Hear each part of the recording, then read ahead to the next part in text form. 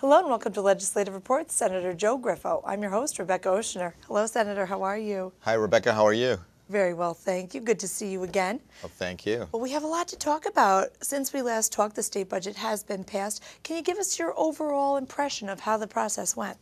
Well, I think it was a challenging process, as it ordinarily is, but this year was somewhat frustrating as a freshman because of so much that needed to be done in such a short time. I think that we need to do our best to continue to ensure that we have on-time budgets, that we begin the dialogue earlier. So there are a lot of things that I hope we can incorporate and change to ensure that we do the people's business the way they expect us to do it, and that is timely. But I think it was a budget where in the end we came together. It is about compromise. The governor proposes and we find ways to agree on a various number of subject areas. Education got one of the largest increases in history, $1.8 billion.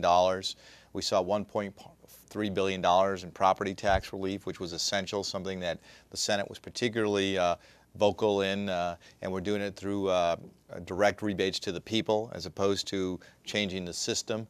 So I think when you look at it overall, we restored hundreds of millions of dollars to save some of the hospitals that were concerned about their long-term viability from a physician recruitment and retention standpoint, the delivery of critical services. So in the end, as a result of that communication and compromise, which is necessary, we, I think, achieved a product that was a good product overall, and we now have to continue to roll up our sleeves and go to work to enhance that and do better. Definitely. I mean, there's only 9 short weeks left of this legislative session, and there's a lot to do. I know now you, since you've been here in Albany, have been a real advocate for reform, and something along those lines is the legislation you've advanced on term limits. Can you tell us about that? As I ran for the office last fall, listening to people, there was a perception that Albany had become a place that was resistant to change. What I want to do is try to offer opportunities so that we can present change. And one of the ways I felt to do that was to continue to reinvigorate the place and the legislature and the process, to look for new ideas, fresh approaches, different faces. And the way you do that as a result of the many years of this government being the way it is to place some limits on terms. If we can, George Washington, I think, set a great example when he himself walked away from political power. This is not a place where we should be looking to amass power, but really looking to how we can best serve the people. And in this particular instance, this bill will put term limits on the governor, on the comptroller, on the attorney general, 2 terms, similar to the federal model, and will allow us to continue to see an opportunity for change in that direction. Now, beyond that, there's always been criticism of the legislature. So to deal with that, we're looking at changing chairs of the respective committees after 3 terms, so 6 years as a chair of any committee. And then the leaders of the legislature, the speaker, majority leader, the minority leaders would also be subject to 4 2-year terms, which would be 8 years, which would be similar to what we're proposing on the governor. That in itself will allow the opportunity for change in the leadership structure, because that is how the agenda is formulated, how the process evolves. So I am not adverse to discussing or looking to different ideas relative to whether we look at the terms on representatives themselves. But right now we want to focus on this because we believe it really follows the federal model, except for leadership. I think this was a new approach from my perspective to put limits on leaders. I'm thankful that Majority Leader Bruno has come out and supported this. That is very helpful right now. Obviously, many of my colleagues, some are reluctant because it is somewhere something different and uncharted territory. But I think in the long run we can do the public's business and do it in the best manner by continually reinvigorating the process. And this allows for no one to be there for too long a period. And this is not in any way to cast aspersion on any leader that currently holds office. But I think it's important that we do this by legislation too, not by simple rules changes. Like the term limits on the governor and the comptroller would require a constitutional amendment and the attorney general.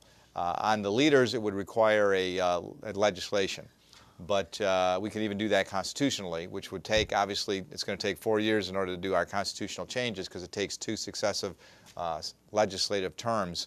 So, but I do not believe that we should look at a rules change like some have advocated, because rules are too easy to break, laws are much harder to break, and I think or change. And I think in that regard, hopefully we will all move in that direction so that it is all-encompassing and long-lasting. Now, how does this affect the current leadership? Well, most of them, we could look at it in a variety of ways. They could be grandfathered. They could begin the clock after this is all passed. Now, the legislation could be passed very easily, very quickly. The constitutional amendment will probably, the earliest that we could see it go before the public for a vote would be probably 2009 or 10. Definitely. And now I want to change direction here, and I want to talk about how you've had a really very hectic week in your district with the horrible death of a police officer. Now, I know that you were having a press conference with Bruno. Can you tell us about that? Well, we have seen a very sorrowful time in our community. We saw 2 police officers in the last 14 months in Oneida County. Officer Joe Corr in New Hartford and Officer Tom Lindsay in the city of Utica over 2 weeks ago now were killed in the line of duty. And we, as a majority, felt that it was important that we continue to emphasize the need for capital punishment, not only as a deterrent, but also as an opportunity when we apprehend these villains to let them pay the ultimate consequence for their act. So it serves a number of purposes from our perspective, and that's why the families came to Albany last week to discuss the proposal for capital punishment. We also had Trooper Andrew Spear's father here, and it's very emotional, a very emotional experience, and particularly for those people who suffered the loss of their loved one because they were out protecting the public. They were doing their duty protecting the public, and they were killed in the line of duty. And I believe now that we need to resurrect the death penalty.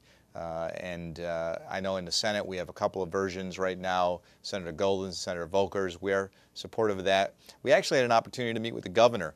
After meeting with Senator Bruno, we brought the families down to the governor and had an opportunity to speak to him for about 10 minutes. He was obviously expressed his condolences and also his support in concept for finding ways to protect police officers. And I think we need to go one step further beyond reinstituting capital punishment.